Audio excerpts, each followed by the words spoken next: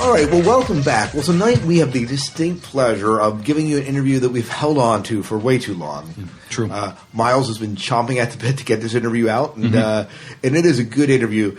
Chris Judge, do you remember interviewing him? I do. It was we took him into a small room and beat the heck out of him. No, not quite. No, he beat the heck out of us. No, enjoyed every part of it. Yes. No, but we got a chance to sit down with him in a side room at the con at Shore Leave. So you don't hear a lot of the con noise, but man, some great stories. Some great stories. And this was before we knew he was going to be starring in the, well, I don't know how big his part is in the new Batman movie. He's going to be in, at least, the new Batman Dark Knight Rises. Right. And so that's still cool by itself. Yeah. But no, I mean, for me, I was just plowing through Stargate SG-1, and as I told him at the convention, I said, "You've become my new hero." Yeah, yes, and he actually suggested therapy, I believe. And he says, "Slow down in my watching." Right. Get out a little bit or something. Now, this guy, I mean, he's serious on screen, but if you ever watch the behind-the-scene clips for Stargate, you always see him joking around, and he is the same type of person when you meet him in person.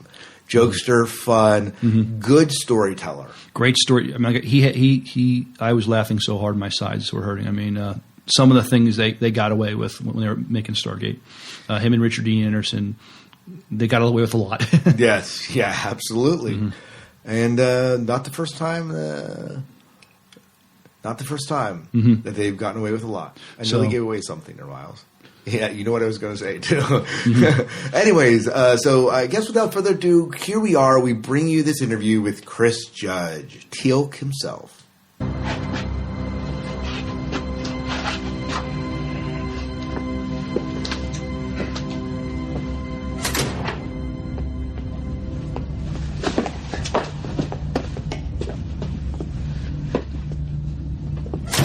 Well, we were right. They're going after the ZPM.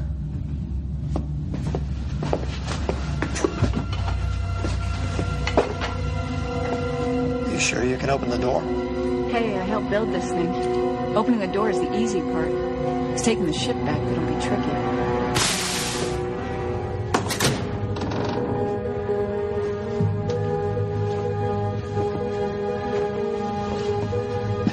The armory is this way. No, Teal'c, go to the armory on the next level. It's less likely you'll be spotted.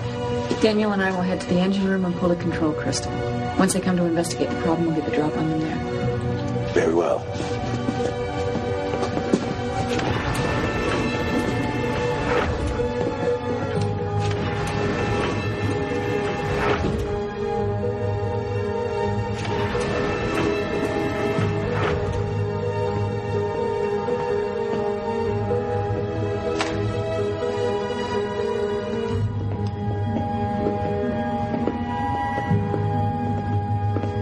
Hey, you had to give it a shot. I know I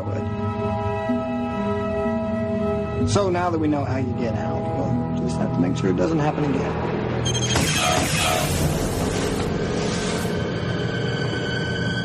No hitting.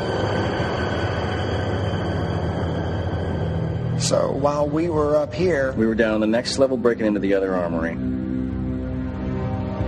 How did you know I wasn't your Mitchell? Easy.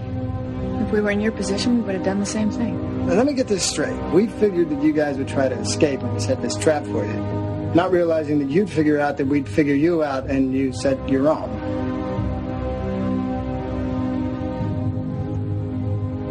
Indeed. Now, can you take us to our Colonel Mitchell? Ladies and gentlemen, we are Shore Leave 33, and we're hanging out with Christopher Judge, best known for playing Teal'c on Stargate SG-1, Stargate Arc of Truth, Stargate Continuum, as well as his appearances on Stargate Atlantis. Mr. Judge, welcome and thank you for taking time to talk with us on the Sci-Fi Diner podcast. Hey, thank you for having me. I told you off air, I've been watching a lot of Stargate in the last few months, and you've told me to slow it down a little. 5 seasons in 2 months. That might be a little sensory overload there. The show sucked me in. What can I tell you? Glad to hear it. I was watching. I didn't I started watching Stargate Universe first. I'm sorry. And then... It is a totally different line on the show. It does have a very, very different vibe. Stargate Atlantis and Stargate SG-1, a little bit more lighthearted and fun and very serious. Universe. And still the Stargate, which is, I think, one of the most phenomenal mediums to tell a story because every week you get a different location. Right. I mean, how much fun was that? Right. Yeah, it was great. It was, and that's really the sum of our show is, it's when a great premise met great execution. And what Brad and Coop and Jonathan did with it and where they took it as far as from a storytelling perspective was just fantastic. And it was just kind of a perfect storm, Right. And it got better every season. I noticed, I enjoyed season 1, but I noticed, the pace got better and the storytelling got better. The location shots, they must have increased your budget a little because you start doing more things. And so, after I seen Stargate Universe, it's not fair to a lot of fans, but I had to have more. So, great! Yeah. Glad to hear it. Drew him back in. It drew me back in. How did you end up doing Stargate?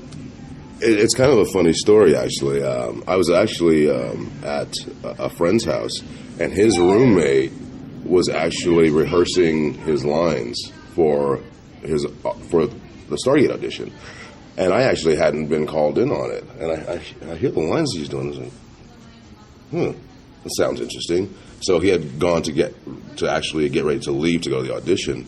So I went over and picked up the script and just kind of read through it. Called my agent right then and said, "Get me in on this, or I'm leaving the agency." And they literally got me in the next day, and kind of the rest is history. It's history. Yeah. So you were explaining earlier when we were out, so I thought maybe for our listeners you could also explain the Stargate, when you look at the movie itself, as far as, because Stargate SG-1 picks up where the movie left off, in a sense. Right. Or many years after, with a new cast, although there's some originals, I guess, that were there that were in the movie that were also in the cast as well, right? Yes. Like his adopted son. Yeah, Alexis Cruz. Yeah. He was in that, and wasn't Qualsey? Wasn't he also in the? Was he in the original? The character was in the original, but Jay actually was not the original Kowalski. Okay, yeah, got it. Which took me a little bit when I first saw SG-1. I said I just got done watching the movie, and I started in SG-1. I said, okay, I got a shift here. This is a TV show. The actors are different, which you didn't. Your character didn't have a premise. Yeah. It was. There were Jaffa in the movie, but I don't think any of them actually spoke. So it was. And what was great for me is it was a blank slate to just kind of create from. I didn't have anyone else's mannerisms or anything that I had to adopt. So for me, it was just fantastic. Just to be able to just take a character from its alpha and then let him go where he's going to go. So. Now, you were mentioning the movie was originally a trilogy. Yes. The original. Yes. Tell us about that. Well, and I don't know the inner business workings. Well, I do, but I probably shouldn't say it. But for whatever reason, Dean Devlin and Roland Emmerich came to an impasse at the studio. So what was supposed to be the Stargate sequel was taken to Universal and became Independence Day.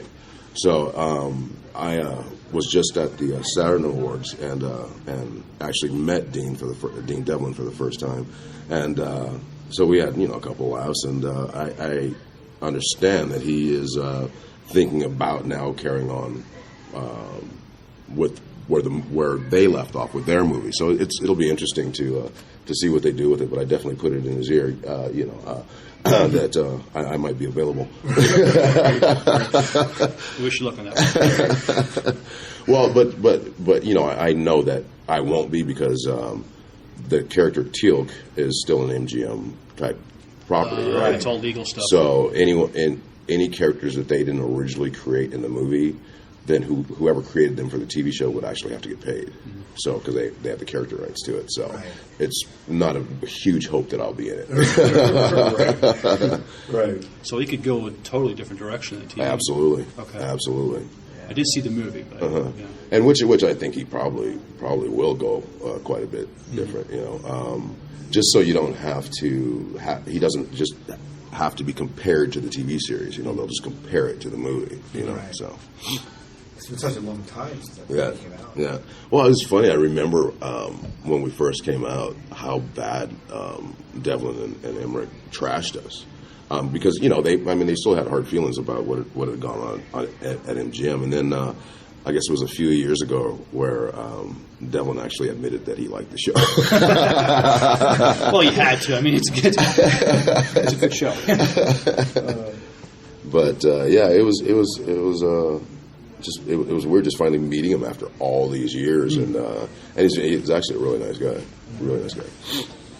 For the benefit of our listeners who may have not got a chance to see Hollywood Treasures, my wife brought this to my attention. You were on and showing the I guess the auction guy some of the old props for the show. That was just there's an interesting story with your hero staff that it took some damage for. Can you give us what happened to that poor thing? Well, just the main thing with it. Well, first of all, we went through so many staffs during the pilot that because I think they had built 80 or 100 of them, and I think we went through almost all of them like our first day. Wow! Because they really hadn't been built for the rigors of all the falling and stunts and all that. So we went through a lot of them. So they actually had to make newer ones that were much heavier and much more durable. But what they never took into account was that most of our sets are the roof line is probably 7 feet, 6'10", whatever it is. But the staffs are 8 feet long. So, so there was a lot of clunking around and banging stuff in the early days. So I got used to it. Then they finally, I think somewhere maybe halfway through, finally designed them a little shorter so they could actually fit into some of the sets and stuff. But it was quite comical how many takes I would ruin by bumping into stuff with the staffs. There's got to be a blooper reel with that on there. Oh, I'm sure there is. But all the early days, I mean, it was all kind of trial and error, and it really, I would love to see some of the, because we used to do, we had blooper reels for like the first 3 or 4 seasons, and then they just didn't want to pay to have all the ends processed and all that, so we quit doing them. But it would be a hoot to see them now. They've got to exist somewhere. Like the footage has to exist somewhere. Well, no, they actually did, like, especially the first 2 seasons, they did like a half-hour or 40-minute blooper reel. Okay. Which consisted mostly of me and Rick farting. But you two seem to have really good chemistry together. Yeah. Well, it's... I always joked with him because he swore he remembered me from MacGyver, and I knew absolutely did not. But... he was a great guy to learn from because he had been around for so long and knows his way in and out of not only the production side of it but the business side of it, and he was a great mentor to learn from, and what people don't know is just he's just a big kid. When other people would be complaining and stuff about having to dive face first in the mud and stuff like that, he'd be the first one to do it, and then they'd try to get him not to, and he would still do it. So he was just a fun guy to be around. And he has a great sense of humor, and we had a lot of laughs. What was that kind of brings in what was one of your favorite things about working on the SGU sets, with the people, etc.? It was. And such a general question. No, but I've actually said this before, and I think some people took it wrong. And I think I maybe didn't articulate it correctly. We obviously cared about the product that we put forth, but for us, it was always about making it fun first.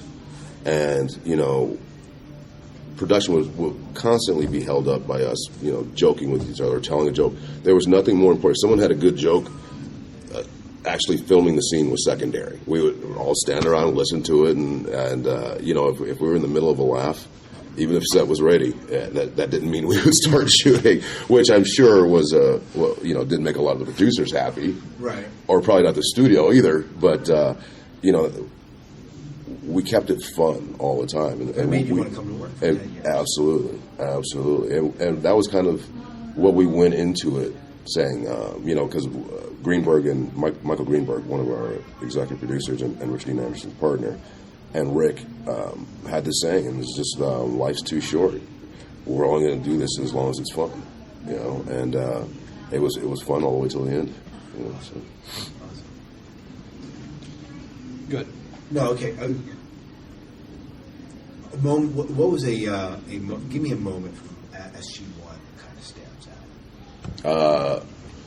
The best time I ever had on the show was the week that we shot episode 200.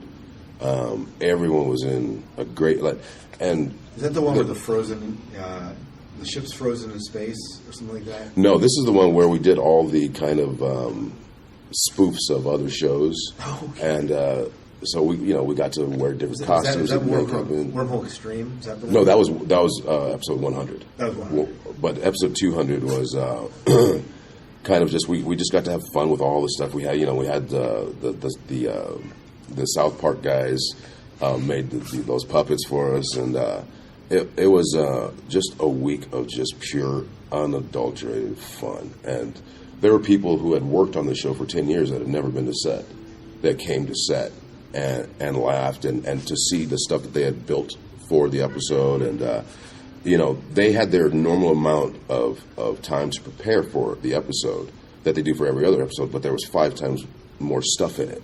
And, so we had departments that were working 24/7, and everyone did it with a smile on their face, and it was just a week of just really everyone getting their kudos and everyone being enjoyed and celebrated, because just a lot of them, we never really got to spend a lot of time with them, because they're always working behind the scenes or in another department or building stuff or making stuff or sewing stuff. They all came to set at different points through the week, and it was a great week. One big party. One big party. Yeah. 200 episodes. Can you believe it? I don't know. It was. I think that was the first time that we ever because it was just this thing. It just went on. It just went on, and right. and we lost perspective of it. Right.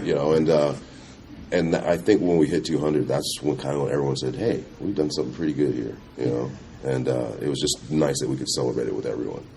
What do you think gave the show its staying power like that? I think the fans, but and I think it was the perfect storm of. We came along at a time when there was kind of a peaking of public curiosity about space. I mean, the turn of the millennium was happening in a couple years.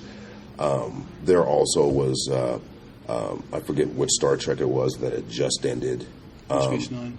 Deep Space Nine, and so that we kind of started when there wasn't a lot of other sci-fi on television. So. And then the commitment that Showtime gave us, we knew we were going to be on at least for 44 episodes. No one gets commitments like that anymore. And then by the time the pilot aired, we had already signed for 5 years. So it was just that we had the chance to be on to find an audience, and that our product, even though it was also a blend of like sci-fi and humor, and I think it was the fun we had, I think, translated to the screen, and I think really that's what it was. I don't know if anybody has ever made this observation. I'm a huge Star Trek fan. That's where when I watch sci-fi. There's a lot of parallels between your character Teal'c and Worf from Star Trek. I mean, both of you are warriors, honorable. Both of you are both traitors in your own society, and still have to rise above that. And I'm sure that was just serendipitous. The way I don't think anybody. But has anybody else? Have you ever heard that comparison before? So certainly. Well, even how I constructed the character was definitely an homage to Leonard Nimoy and Michael Dorn. Okay. I mean, I knew that my character would get a lot of attention, so I wanted, I was the alien in a sci-fi show, so I wanted to make sure I did it right. And I can remember lots of times on the way to work in the beginning, I would ask either Shanks or Jay Acavone. I was like, "Do you think they're going to get it?" Because I went and I asked the writers to not have Teal'c speak so much, to give him more of an air of mystery about him, so that it's a very enviable thing for an actor when everything you say is important. And like I never had to give exposition. I never had to do. So every time I talked, there was a lot of focus on it because I didn't talk that much. And so I was very specific in his physicality, and so I was a little nervous in the beginning because I just didn't know if people would get what I was trying to convey. And I remember Jay Acavone pulled me aside one day after I forget what scene it was, but he said, "They'll get it." And from then on, I was kind of just more relaxed with it, and just kind of trusted it more. So physicality, I mean, you had a lot of fighting action scenes. Stunt wise, did you do most of your own stunts, or did you have? Oh, hell no. Well, the fights. Well, what you do is you learn the same choreography as a stuntman, but they can use you in the close-up stuff, and you have the same movements and all that. But in any of the most of the wide stuff was stunt people, and the only thing that later on it was weird. I started when Ben Browder came. Because I've never really been a big fan of doing my own stunts. I don't need to revel in the butchness of fake fighting. So I was never really that big on it. But then when Browder joined the cast, he loves doing his own stunts and his own fights and his own come on. And so then I had to learn them and do them with them because now they could shoot the wide and the tight together because it was all Browder. So then I was forced to learn to do this stuff, and I actually started kind of liking it, and it kind of prepared me for the fight I had with Jason with Jason Momoa when I did Atlantis, because that was definitely the hardest I've ever worked on a fight scene, and I had to, otherwise that kid would have killed me. He was here 2 years ago. He's a big boy. Yeah. And people don't understand how truly big he is, but he is so athletic and so fast and so strong that you have to be at the top of your game to keep up with him. So, but it was a lot of fun. It was a lot of fun. You're talking about fun episodes. I think my most fun episode of Stargate SG-1 is the wormhole episode where you go back and you're caught in a time loop. Oh yes, and you're golfing through the wormhole. The Stargate, just fun episode. We had a lot of fun with that one. I think Rick had more fun than anybody because he would we'd be walking back to our trailers and he'd go, "Hey Chris, can you do this?" It's like, yeah, okay. So he'd go up or he'd call up to the writer's room. It's like, okay, this is what we're going to do for this loop. Then we'd shoot that. He'd be walking back laughing. He goes, "Hey, can you do this?" So the only thing that they didn't let us do, and because we had the whole thing with him with the clay, we wanted to do almost a shot for shot thing of Ghost. Right.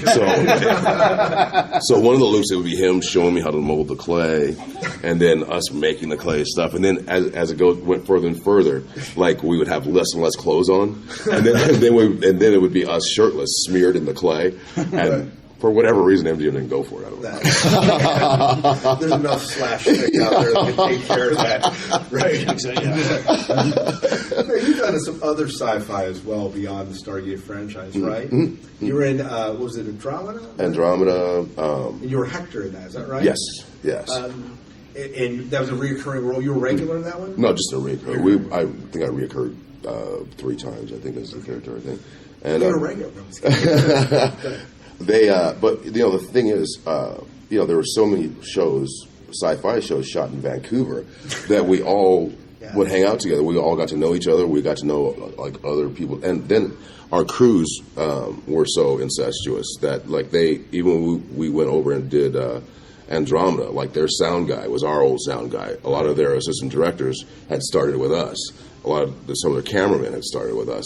So it truly was just like driving down the street just to do another Stargate, you know. Right. And their studio was like right down the street from one of our studios. So it was, it wasn't a huge leap. And in fact, it was just fun to kind of go over there and hang out with them for a bit, and so then that's very much how it was. So in fact, their executive producer was one of our directors. So it was like old home week, every time we went over there. So any future Stargate movies? There's been rumors of one in the dock. I remember we talked to Robert Picardo, and he was saying, "Well, yeah, there's this one that's on the dock, but it's never going to happen." That was the last word. It was not going to happen. It not going to happen. I don't think because MGM. I heard a new group has kind of assumed control of MGM. I don't know if this is true or not, but it doesn't seem as though Stargate is one of their priorities. So, and especially I know that they've sold off everything, so it would be very expensive to start from scratch and do another one now. So, but we did have one. I mean, we were all signed to do a third movie, and kind of just after the whole financial crisis and everything, kind of all just went away. Because we had 2 start dates to actually start shooting. Our original start date was like February, I think, like 2 years ago or something. And then they pushed it for almost a year, and then it kind of just went away. Never really heard again. So. Oh, well. Guess it'll live on in books, right? Yep, absolutely. Go ahead. How do they... When they showed scenes of you with your symbiont, how did they film that? That's just well, originally it was right. You had to get some surgery. Yeah, right.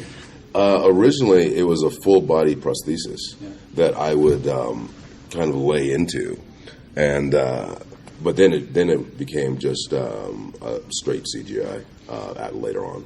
I noticed that, with the symbionts in the first season, they looked more like puppets, but then in subsequent seasons after, then it was definitely CGI. Right. Yeah, it started off where they were actually an actual physical prop that they hydraulically controlled it, but I would have to keep the prosthesis on, and so like even when I went to the bathroom, there were 3 handlers who still had all the hydraulics attached to me.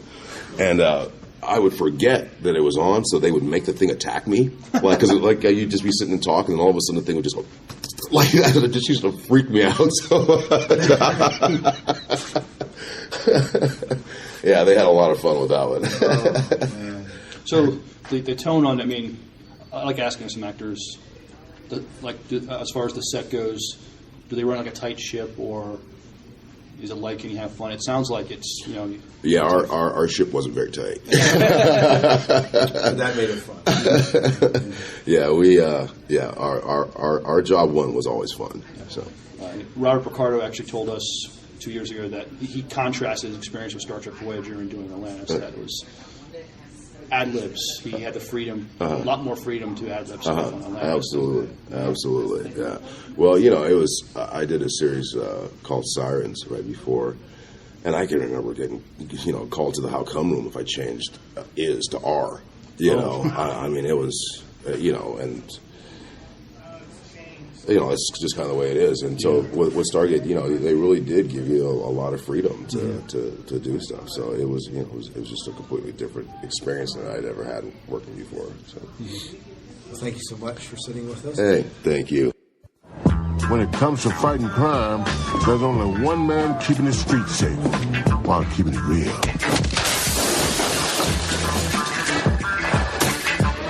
Indeed. Teal'c P.I.